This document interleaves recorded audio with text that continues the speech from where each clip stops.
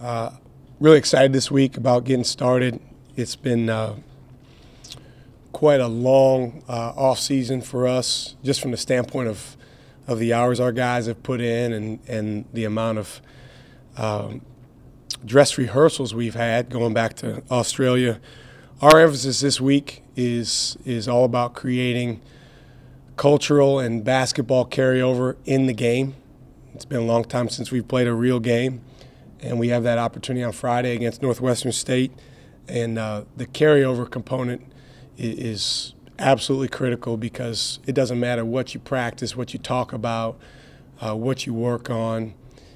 If you're not able to do it in the game, then it doesn't really amount to much. So that's a huge emphasis with our guys. A big part of that is discussing and communicating about roles, and on the part of our players and our staff, embracing those roles, understanding what it is that a player does well, that particular player can bring to our team and help our team in a game to create a successful result on the defensive end, which would be a team stop, on the offensive end, which would be a team score.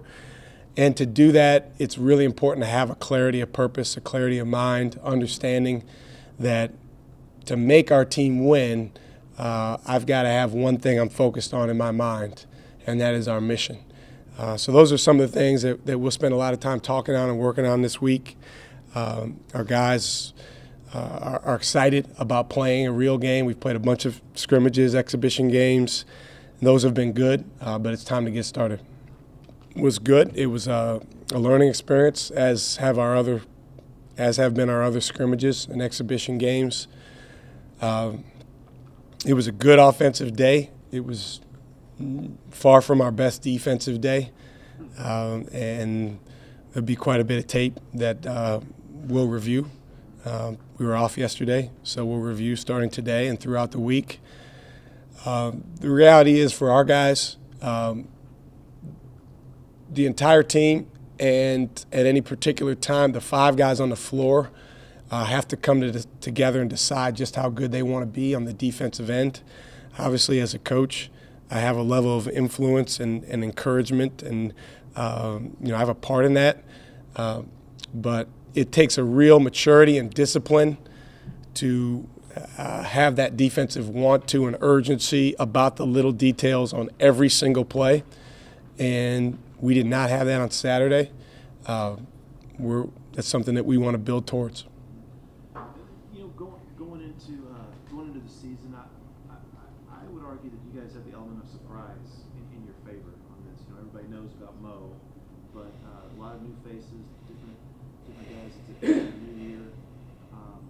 Do you agree with that? And number one is that, do you feel like that y'all can surprise? I think we can be better than a lot of people think, if that's what you mean, Brian. But to be honest, in terms of the element of surprise with opponents, I think once you get into games and they start watching tape and they do their research, they do their scouting, then that kind of eliminates any type of surprise. And with us being a program that's on TV all the time, and even things like our orange and white scrimmage are on TV. So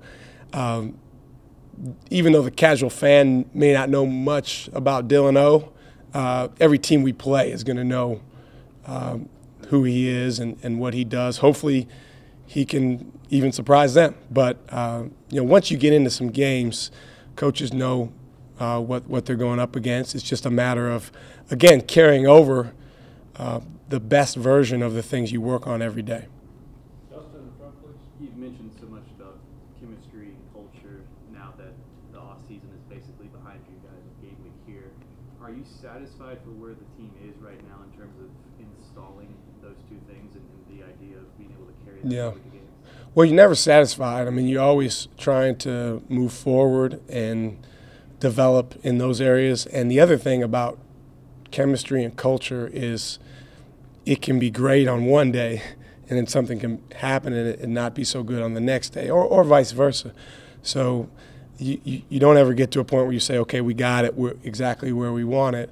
I'm really pleased with the progress our guys have made, the amount of time that we've spent on it, the amount of conversations we've had.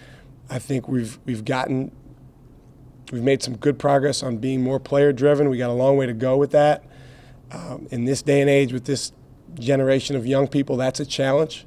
But it's something that the best teams have. In terms of where we are, Friday will give us a great indication because, again, what I'm focused on now is the game. You know, do we do these things in the game that we talk about? How is our culture in the game? Do we compete forever? Do we understand that we're better together? All the different principles that go into our culture, do those things show in the game? Steve in the back middle, please. Coach, I know it's early, just in practice and stuff, but has anybody stood out as a leader from you guys? I mean, from last year to this year, is anybody taking a step forward? Well, the first thing is we try not to confine leadership to any specific group of individuals. I learned a long time ago from a coaching mentor of mine that leadership's the ability to make other people around you better. And literally anyone on our team can do that if they are intentional and proactive with it. Who's been the best at that? I would say our older guys. You know, Dylan on most days is very, very talkative. He's really good at giving of himself and communicating. I mean, if you look at our other bigs, you know, we have James, who's a sophomore, and then the rest of them are freshmen. So a lot of responsibility on Dylan to, as a fourth-year player, endear himself to those guys and share what he knows. Snoop and Eric have taken a step. You know, I've talked before about the humility that they gained from last year. Hopefully that doesn't evaporate once the season starts. They've been really good in the preseason, both with their play and with their talk, their leadership. So I think it starts with those guys, and they've done a pretty good job. Roger, back right. Shaka, Moe seems pretty self-aware about things. Are there any discussions about height, living up to the height, not worrying about the height that goes with what he comes in with? We haven't talked about it much. Moe doesn't like talking about that, I don't think. To be honest, you know, our focus is more on him being the best version of Moe. Certainly as we get into games, we'll have conversation about how he's doing and how he's feeling. That's very, very important with him, with any player, is just, you know, what's going on in there. And, you know, do you feel overwhelmed? Are you happy? Are you excited? When Moe's in a good place, I mean, he wears it and you can see it, and he affects other people around him. So that's really where our focus has been. I give him feedback every Sunday.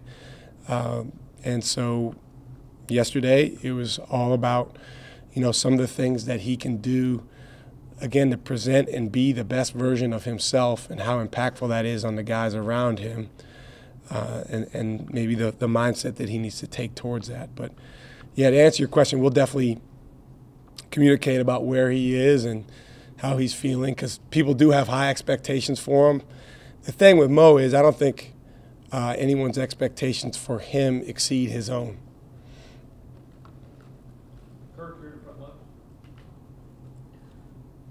Shaka, I know the sky's the limit and you want to be the best team you can be, but are realistic expectations, can you contend for the Big 12 championship? And is a team that could go into the NCAA tournament and go far? I knew you were going to ask that. I try to think about what you might ask. That's a compliment, really.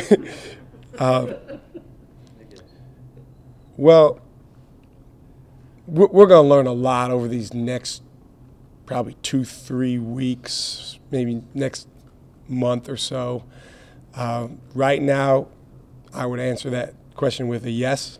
I think it is a team that can do those things. But, you know, we've got a lot of new guys on our team. We've got 4 freshmen in our top 8 players.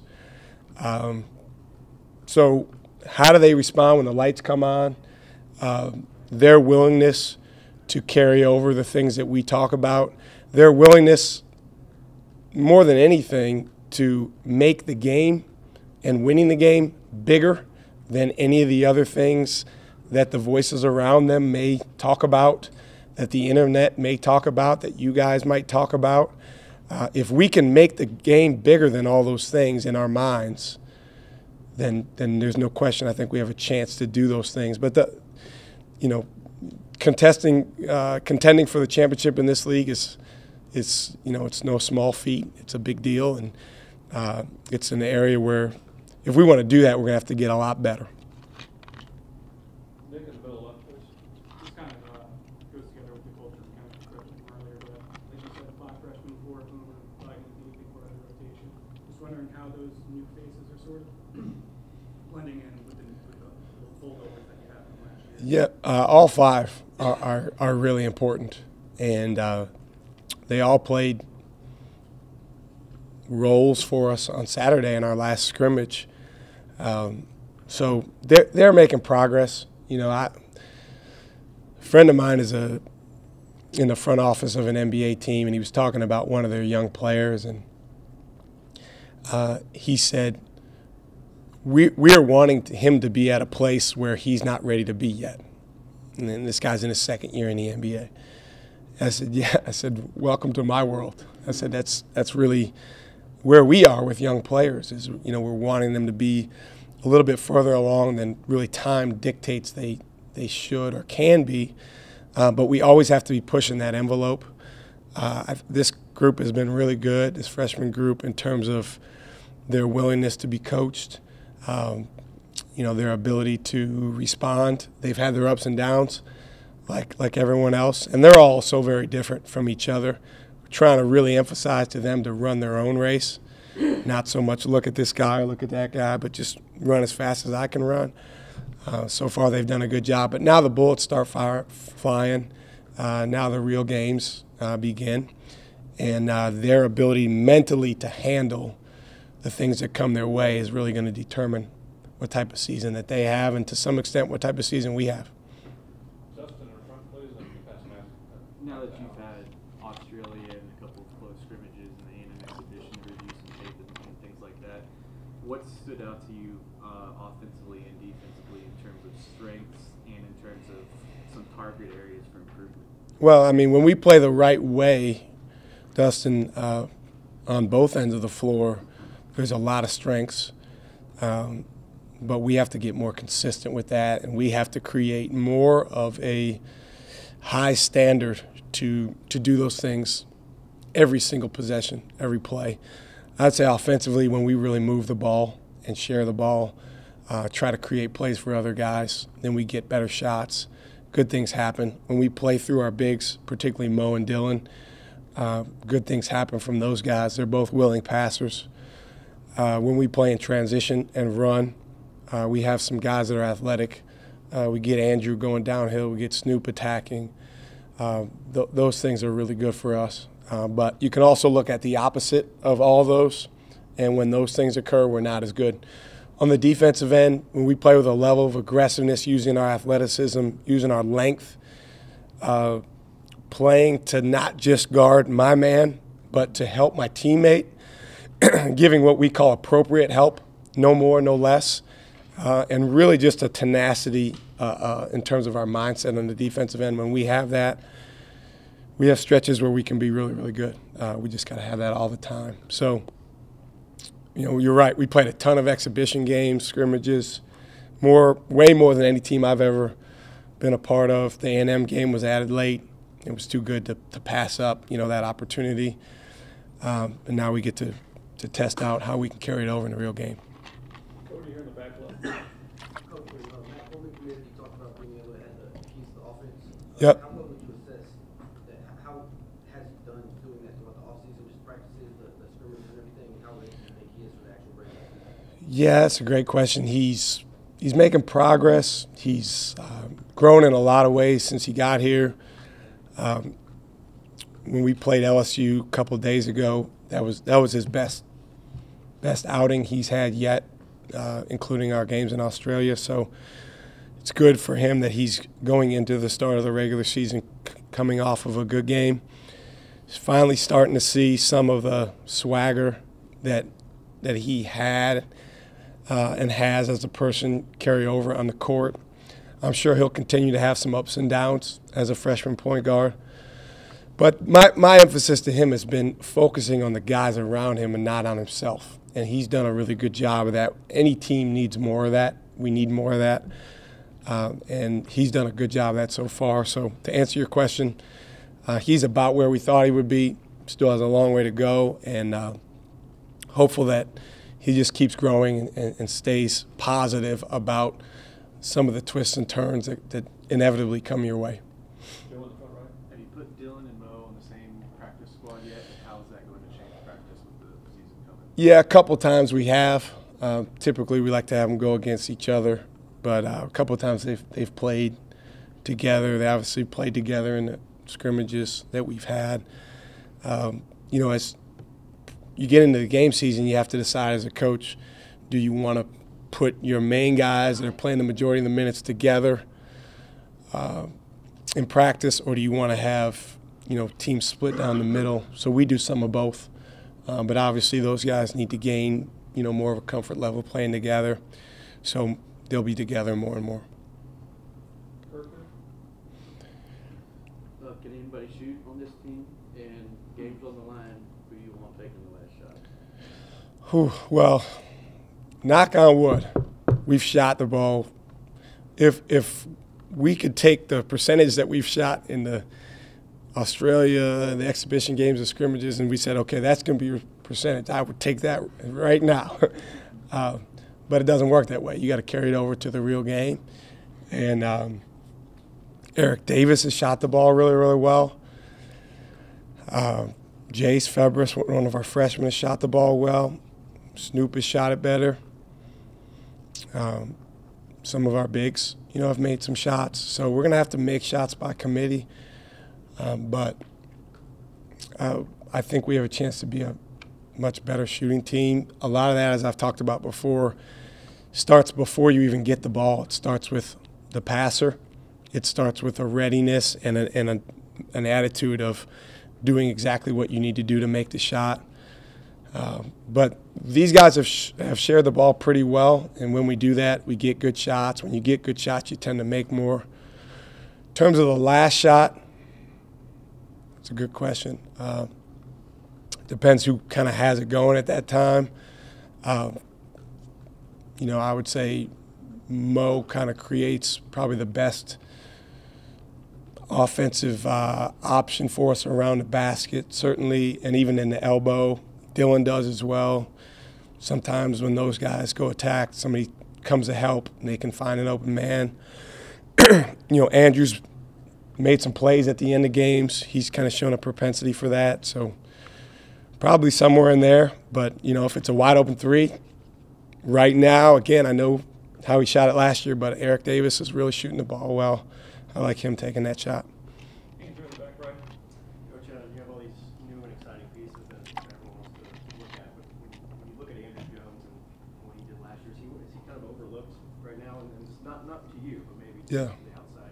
And how has he matured through the NBA draft process? Yeah, I don't know if I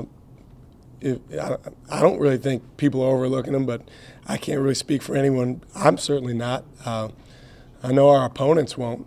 He's a big part of everything we do. He's got the ball in his hands a lot. He's matured quite a bit. You asked about the NBA draft process. He went into that process just wanting feedback and wanting to hear directly from NBA teams, where do I need to grow, where do I need to improve. We put together a binder for him just with the direct quotes on all the things that the front office personnel from those teams said, and gave that to him. We got a copy of it in our office. Teams have come in the fall and watched practice. We asked those guys for similar feedback. So he's very aware of, you know, areas where he needs to grow and improve, and he's attacked those in the off season.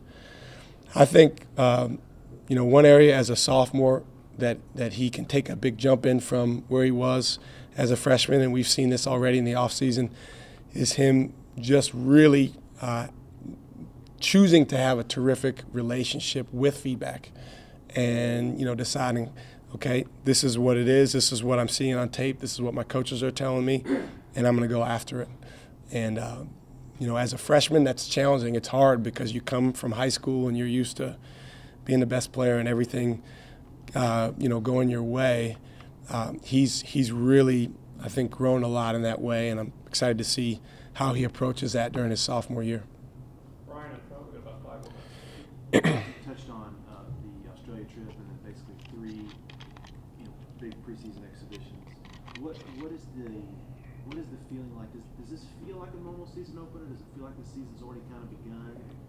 And I wonder too, how much are you putting an emphasis on the guys? You got to get off to a good start. 2 games, and then Portland will be tough. Richmond is going to be huge. Michigan game here. Just early non-conference. Big for y'all getting conference. Well, to be honest, Brian, we want to get off to a great start, but our focus is just on the first game. And, it's one of those things where you can kind of package a month to the team and say, hey, here's what we have, or the non-conference portion of play. And there'll be times in the year where we may do that with a section of games, but right now it's so early that we want to be the best we can be on Friday, and this is the first time we've played in a real game since March, and for half of our team, this is the first time they've played in a real game at Texas ever. So, it still feels like the start of the regular season. I think to our guys, felt like a longer preseason than in the past. Certainly giving us more data, more information. They're definitely ready to get going in a game that counts. I could sense that in our last couple scrimmages. But, as you're a basketball player, you get the opportunity to go out on the floor and demonstrate who you are and what you're about. And, now they get to do that for real. So they're excited. I think your point about a good start is definitely well taken. That's definitely an emphasis for me and our staff. But to me, the best way we can do that right now is to perform and play well on Friday, regroup, watch the tape, keep practicing, keep improving, and do that again the next time. Steve in the back middle, please. Coach, I'll always ask you this question. Kirk asks certain questions, I ask certain questions. How do you feel personally coming into the season about yourself, about the team, and what is it you like best about this team? What's your favorite thing about it? What do I like best about the team?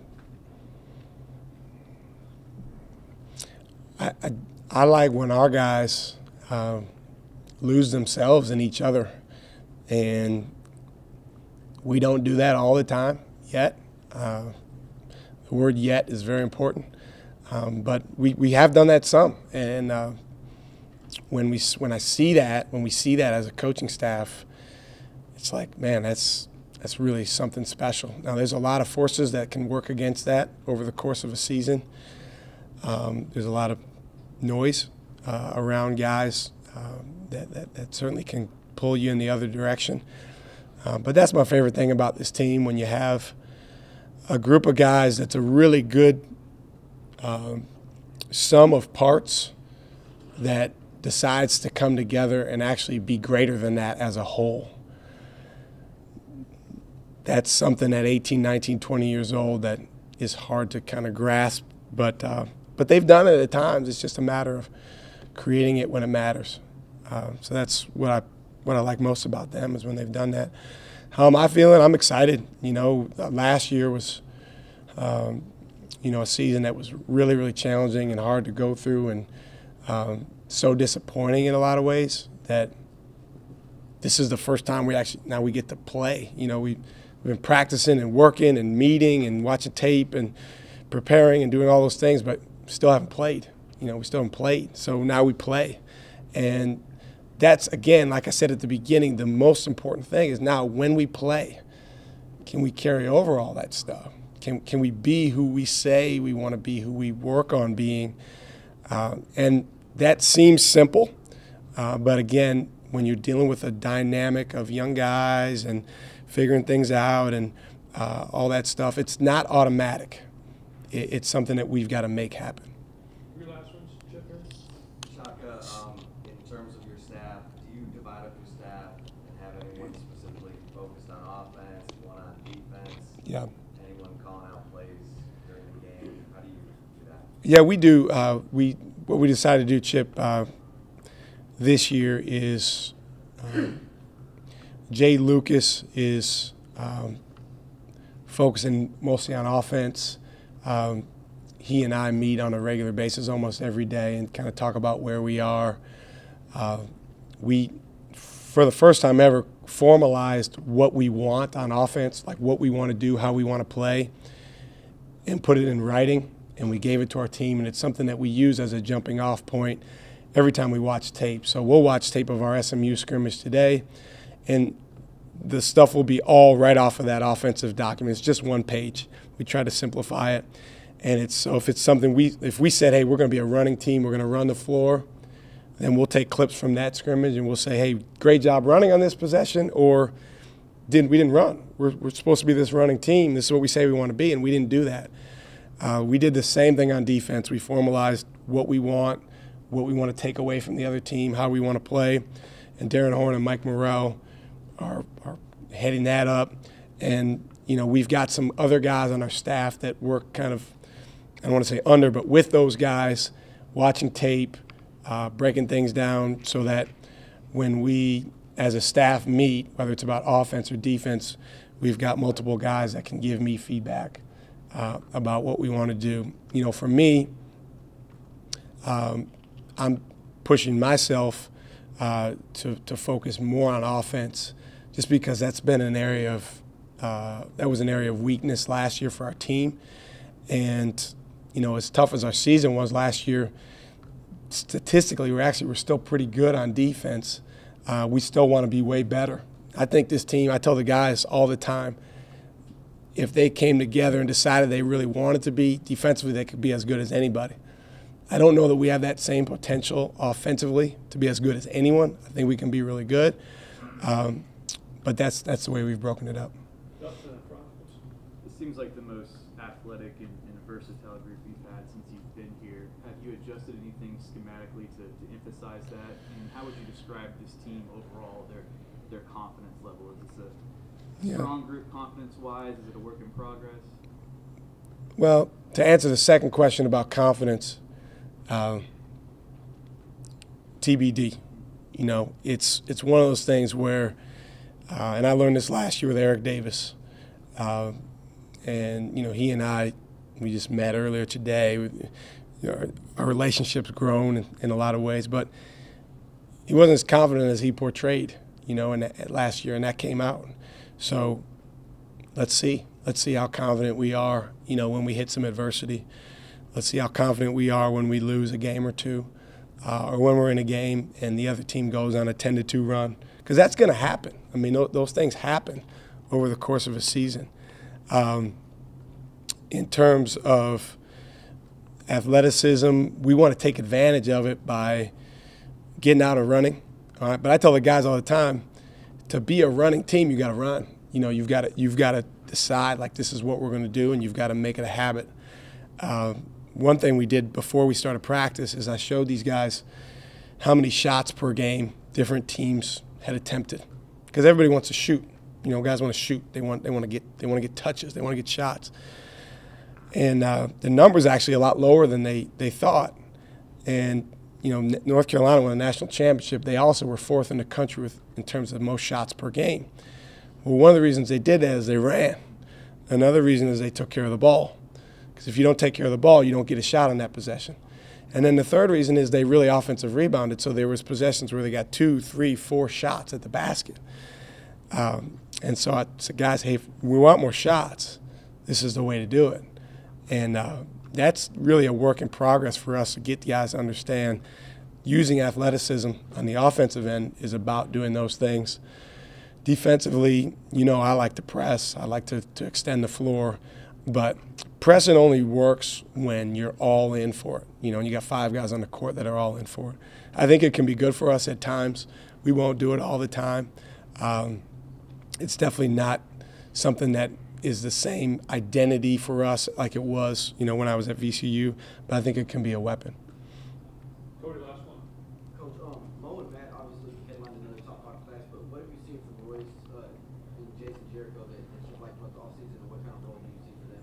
I think those guys can be terrific players here, Cody, in time. The challenging thing in our game, it's different than any other sport, is that if you're recruited to a place like this, a level like this, everybody wants to come in and have major success. Everyone is evaluating themselves compared to a Ben Simmons or a Brandon Ingram or a De'Aaron Fox or Alonzo Ball. And the reality is that's 1% of freshmen. And so, maybe we have a guy like that on our team in Moe, but we don't have 5. We don't. And so what we have to do is make sure each guy understands he's running his own race and what he can do to move forward and progress as a player during the time that he's here. Those guys all have major positive attributes that I think they can bring to the table, but they're just figuring it out. Jace is the most even-keeled of those guys. He's very, very bright, and he kind of goes with the flow. So I'm trying to get him to actually be more violent with the way that he plays. But him being even-keeled really helps him from the standpoint of not getting too high, getting too low. Royce and Jericho, those guys are a little more up and down, but they've both had really good moments. Their athleticism is impressive, and they can help our team, particularly our bigs.